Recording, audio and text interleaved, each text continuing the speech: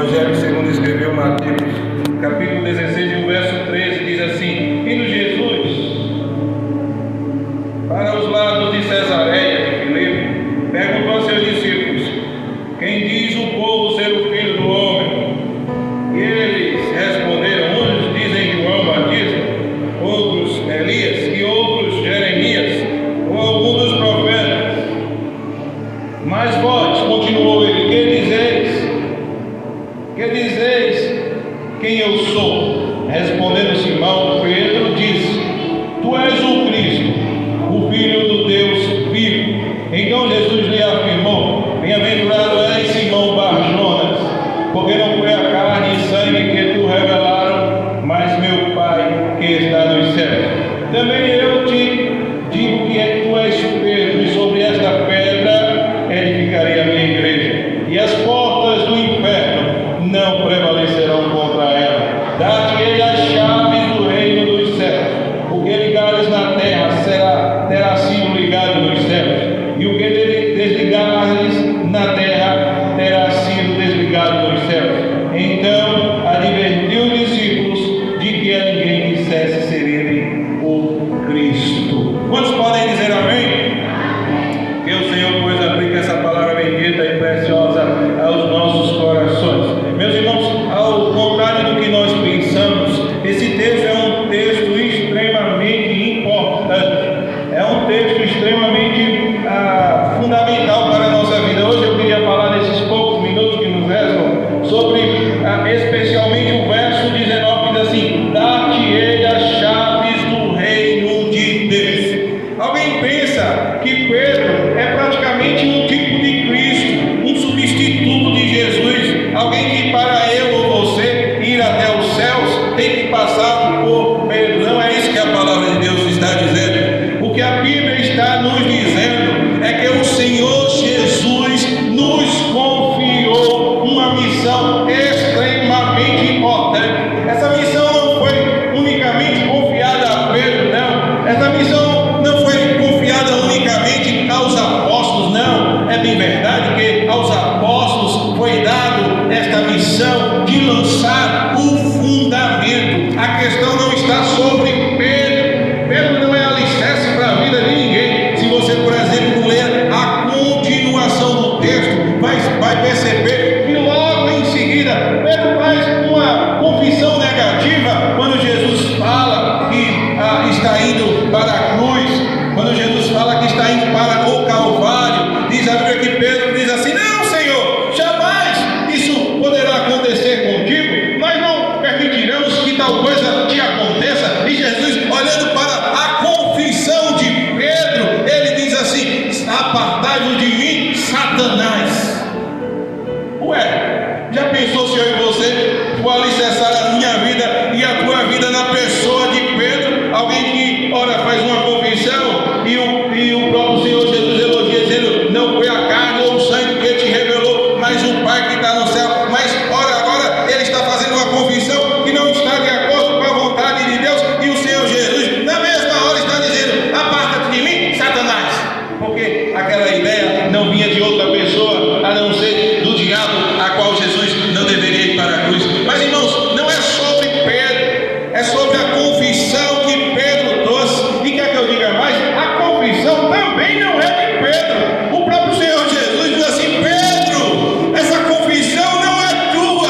Você não é capaz de chegar a esta conclusão. Você não é capaz de chegar a isso. Foi o Pai quem te revelou. Então, a pedra a qual nós devemos estar alicerçados é a confissão revelada para o Pai, do Pai a Pedro. A confissão que diz assim: tu és o Cristo, o Filho do Deus vivo. É nessa confiança de que Jesus é o Salvador, é nessa confiança de que Jesus é o Senhor, é nessa confiança que Jesus é o único caminho, a única verdade, o único meio de salvação, que nós podemos alicerçar a nossa fé e encontrar a salvação.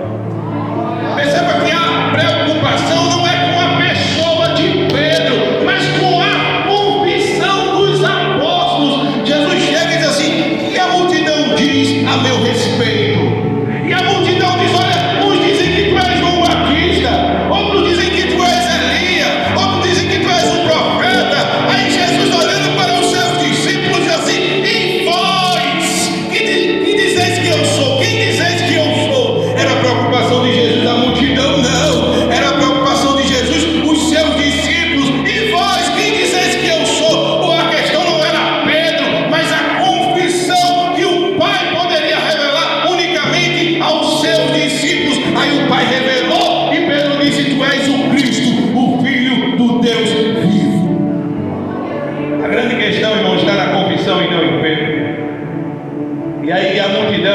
mostra uma coisa para a gente. E o que é, irmão Marcos? Que a chave do reino de Deus foi dada para a gente, para a igreja. Pedro ali representava os apóstolos. Veja que a pergunta não foi para Pedro, foi para os apóstolos. E vós, está no plural, e vós, e vocês, 12, e vocês que eu chamei, e vocês que eu escolhi, e vocês que estão aqui nesse auditório. A pergunta foi para mim, para você e para Paulo, aquele que segue a Jesus. E vós, o que pensais ao meu respeito? O que dizeis de mim? O que anunciais ao meu respeito? E Pedro, tomando a palavra através da revelação divina, diz assim: que tu és o Cristo de Deus, o Filho do Deus vivo. E nesse momento o Senhor diz: verdadeiramente, não foi a carne ou o sangue que te revelou, não veio de você, Pedro, não veio da tua humanidade, não veio do ser humano, mas veio do Pai. E aí o Senhor agora faz uma confissão. Ele diz assim: dar-te-ei a chave do reino de Deus. Pedro estava falando para os apóstolos, Pedro estava falando para mim, Pedro estava falando para você, Pedro estava falando para Jesus, estava falando para a sua igreja, estava falando para mim, estava falando para você. Eu e você, irmãos, é detentor da chave do reino de Deus. É por isso que o peso é grande, é por isso que a responsabilidade é grande. Deus te concedeu a chave para que alguém entre no reino ou para que não alguém não entre. Como é isso, irmão Marcos? Eu tenho essa chave? Tenho, porque a multidão não foi capaz de dizer quem era Jesus. A multidão que está lá fora não é capaz de apontar para o Salvador. A multidão disse: ah, Senhor. A multidão diz que tu és João Batista, não serve. A multidão diz que tu és Jeremias, também não serve. A multidão diz que tu és um profeta, também não serve. E vós, o que dizeis? Que tu és o Cristo de Deus, que tu és o Messias, que tu és o Salvador. A igreja é detentora da mensagem que leva para o céu. E é incrível, irmãos, como a gente guarda essa mensagem. E é incrível como a gente oculta essa mensagem. A gente poderia dizer a tantas pessoas uma mensagem que chegou até mim e até você, e que você só está aqui, e que você só foi salvo, e que você só alcançou o reino de Deus porque alguém um dia usou a chave que Deus lhe deu. Um dia alguém disse para você: Jesus é o único caminho, Jesus é a única verdade, Jesus é a única vida. E a chave abriu, a porta abriu e você entrou para a glória de Deus. A igreja tem a chave do reino de Deus, irmãos. Os profetas também tinham essa chave.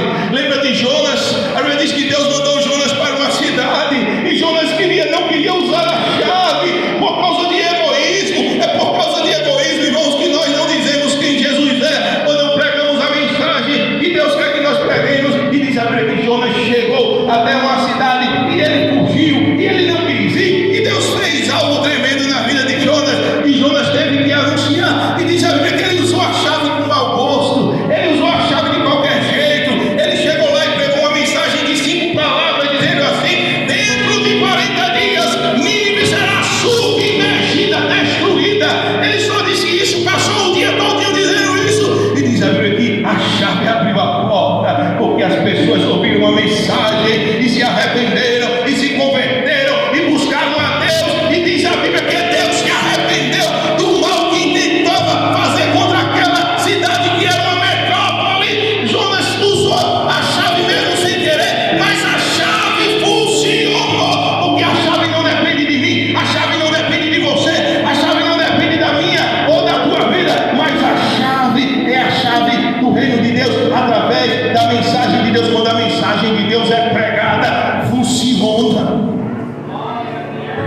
A Bíblia diz em 1 Coríntios capítulo de número 1 e versículo de número 21: aprove a Deus que alguém goste, que alguém não goste, aprove a Deus salvar os que creem pela loucura da pregação. Você tem a chave do reino de Deus. Aquelas pessoas que um dia ouvirem o evangelho através de você, a porta poderá ou não se abrir. Pedro usou essa chave em outro momento.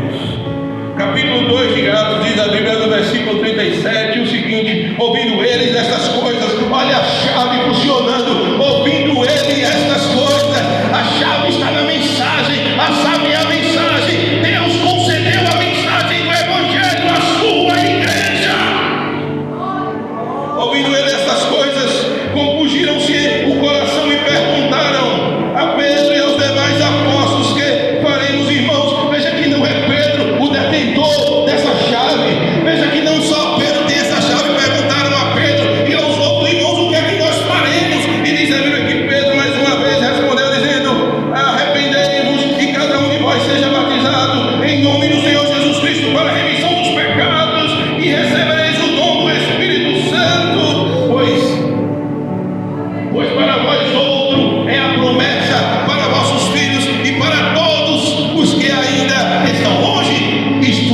para quantos o Senhor Deus, nosso Deus, chamar com muitas outras palavras, deu testemunho e exortava-os dizendo: salvai-vos dessa geração perversa. Então os que lhe aceitaram a palavra foram batizados, havendo um acréscimo naquele dia de quase 3.000 homens. Pedro não tem poder de si mesmo, é através da palavra, irmãos. É a palavra que salva, é a palavra que purifica, é a palavra que justifica, é a palavra que transforma a vida do ser humano. E essa chave, irmãos, que estava na mão dos apóstolos e que está na mão da igreja e que está em nossas mãos. Se você abrir, por exemplo, a sua Bíblia lá em Atos, no capítulo 16, você vai ver quando Paulo está no cárcere, preso, aprisionado, passando por uma situação tão terrível. Mas diz a Bíblia no versículo de número 31: respondeu-lhe: crê no Senhor Jesus Cristo e serás salvo tu e a tua casa. E lhe pregaram a palavra de Deus e a todos os da casa. Naquela mesma hora da noite, cuidando deles, lavou-lhe os varões dos açoites. A seguir foi ele batizado e todos os servos. Veja, irmãos, a chave entrou lá no cárcere. Ele estava preso, não tinha nada, mas a chave estava com Paulo. E diz a Bíblia que Paulo disse: crê no Senhor Jesus Cristo e será salvo tu e a tua casa. E aquele homem creu e toda a sua família foi salva naquela noite, porque ele usou a chave que Deus lhe concedeu. Eu e você tem a chave do reino de Deus. Irmãos, eu quero encerrar lembrando de um testemunho que eu estava revendo hoje sobre um missionário, Mark Zuck, com a sua esposa Glória. E Mark Zuck, com a sua esposa Glória, resolveu fazer missões. Procurou uma agência de missões. A agência olhou para ele, viu que ele estava um pouco velho, viu que a sua esposa também estava velha, estava doente, seus filhos eram pequenos. Aquela agência disse: vocês não têm condições, você precisa de um seminário, e quando você terminar esse seminário, você vai estar mais velho ainda, sua esposa vai estar mais velha ainda, vocês não têm condições. Mas aquele servo do Senhor, ouvindo a chamada de Deus, procurou a sua igreja e foi enviado como missionário para um lugar distante, uma terra, um lugar distante, um lugar chamado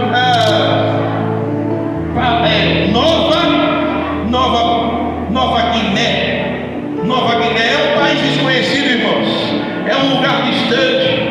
E aí ele chegou nesta ilha e encontrou um povo chamado povo Muque, uma tribo pequena, a tribo dos Muques. Era uma tribo que era composta por 320 pessoas, 320 membros naquela tribo. E Mark Zuck começou a ensinar desde Gênesis a Apocalipse. Cada dia aquela tribo se reunia de manhã e à tarde para ouvir os ensinamentos. Aquele missionário usou de uma estratégia tão tremenda, porque ele começou a usar figuras. Ele usava um cordeiro e ele mostrou a ideia do sacrifício do cordeiro. Ele mostrou o que era pecado e que era necessário que alguém morresse para pagar pelo pecado do outro. Ele falou sobre a história de Abraão. Quando aquele povo entendeu, eles entenderam que Deus iria providenciar um cordeiro para que Abraão não sacrificasse o seu filho. E eles foram compreendendo. É uma lição de manhã e uma lição à tarde. Ninguém da tribo ia embora, todos assistiam. As mulheres grávidas ficavam ali. Teve gente que teve filhos ali naquela tribo, irmão. Tudo isso registrado.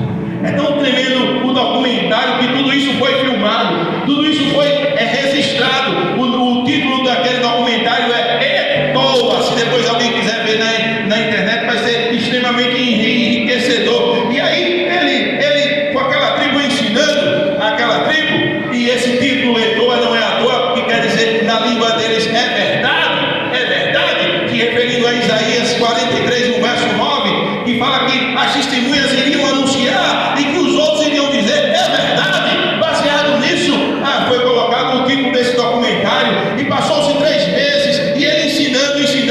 Quando começou a falar de pecado, parte da tribo se procurou a ele naquela cabana e disse: agora o que vai ser de nós? Porque nós enganamos as nossas mulheres, nós enganamos as pessoas, o que será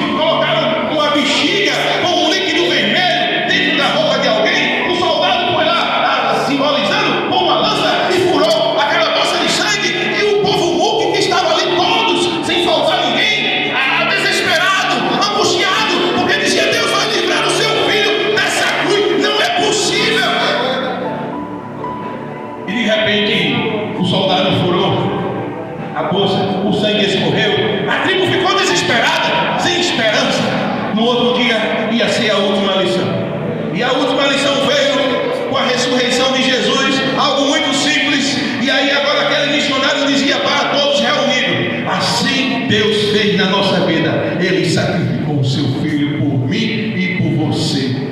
Ele sacrificou o seu filho pelos nossos pecados. E aquela tribo e aqueles líderes começaram a se levantar um por um. E um dizia assim: olha, eu passei a minha vida toda praticando o mal, mas eu creio que Jesus morreu por mim. Uma senhora daquela tribo também se levantou e disse: eu vivia na escuridão, mas agora eu encontrei a luz. Naquela tribo era um sofrimento muito grande, uma opressão muito grande, porque eles tinham culturas terríveis. Alguém com uma máscara ia lá e se passava por um espírito de um ancestral que voltava, e quem visse a pessoa que usava aquela máscara tinha que morrer. E uma das pessoas testemunharam, um dos jovens ali testemunharam e disseram: a minha mãe morreu porque viu a máscara, e meu pai, que era muito duro, disse: quando eu morrer, eu quero que vocês matem ela. E seus dois irmãos, após a morte de meu pai, foi lá e matou ela somente porque ela viu a máscara. Se você pensa que alguém que não conhece Jesus e que está lá na porta, na rua, não, está vivendo em trevas e precisa que a luz venha raiar. Mas naquela última lição, eles começaram a dizer: olha, eu agora entendi, Jesus morreu em meu lugar, ele perdoou os meus pecados. E os líderes se levantavam e conversavam, e daqui a pouco alguém disse: é verdade, e o outro disse: é verdade, é verdade. E os 320 monges naquele dia se levantaram e começaram a gritar dizendo: é verdade, é verdade, é verdade. E passaram 2 horas e meia gritando e pulando e dizendo: é verdade, Jesus morreu em meu lugar.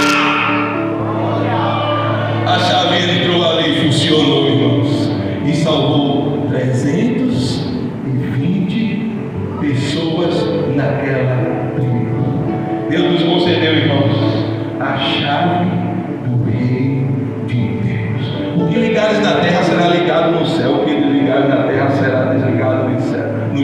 Se você não anunciar este evangelho, como verão a luz? Paulo diz o seguinte: como pregarão se não forem enviados? Como serão enviados se não forem? Bem-aventurados são os pés daqueles que são enviados, irmãos, porque como nós acreditamos, nós iremos crer se nós não ouvirmos a palavra de Deus. Isso é algo simplesmente estabelecido por Deus. Aprove a Deus salvar os que creem pela loucura da pregação. Por isso, nessa noite, saia daqui com a certeza: temos uma responsabilidade muito grande de pregar o evangelho a todas as nações e principalmente ao nosso redor. Temos esta responsabilidade. Deus confiou a mim e Deus confiou a você a mensagem do evangelho. Deixa eu encerrar